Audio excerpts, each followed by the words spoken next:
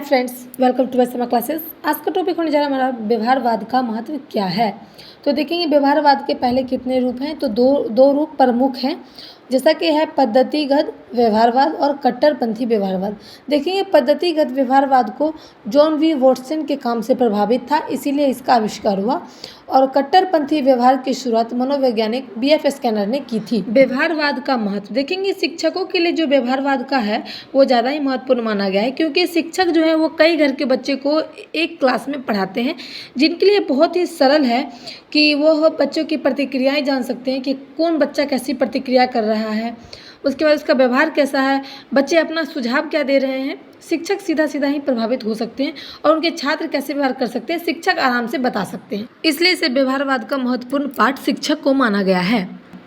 व्यवहारवाद का क्या मानना है, तो देखेंगे व्यवहारवाद का जो मानना है कि हम सब जब खाली पेज की तरह हैं, यानी खाली पेज के रूप में हम पैदा हुए हैं और हमारे जीवन में जो है वो व्यवहारवाद का ज़्यादा ही महत्वपूर्ण माना गया है, क्योंकि जब तक व्यवहारवाद नहीं होगा तो हमारा जीवन सफल ही नहीं होगा। जैसे कि व्यवहारवाद को जानने के लिए जीव विज्ञान जैसे हो गया, विचार प्रक्रियाएं, हम कैसी प्रतिक्रियाएं कर रहे हैं, हम कैसा विचार दे रहे हैं, हम कैसा सुझाव दे रहे हैं, ये सब हमारा व्यवहारवाद के अंतर्गत ही आता है। हमारे जीवन में जीव विज्ञान यानी कि बायोलॉजी का बहुत ही महत्वपूर्ण है, क्योंकि उससे ही हमारा विचार बनता है और विचार से प्रतिक्रियाएं और प्रतिक्रियाएं से ही हमारा निर्णय बनता है, यानी कि हमारे शरीर का आकार बनता है।